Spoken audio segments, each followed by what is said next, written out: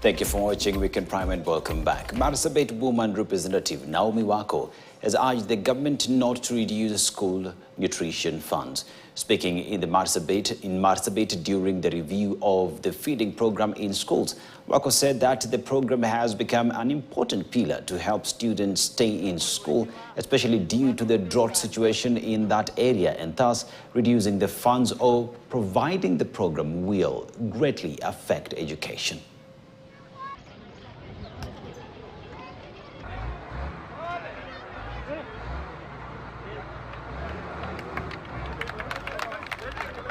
A budget of 60 million for this year for that program, and it will continue all over the year.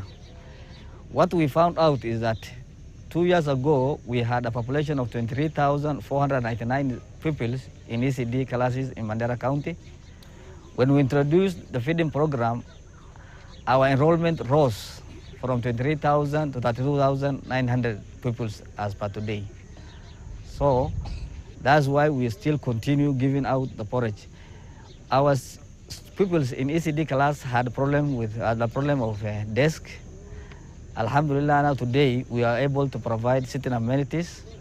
We are providing with chairs and tables. Investing in early childhood development is allowing or increasing the capacity of the young learners to better learn and to better respond to the current educational challenges, such as children dropping out from primary school or at the secondary school level. So we have seen this as a noble project, and we are supporting our governor for the good idea he has initiated.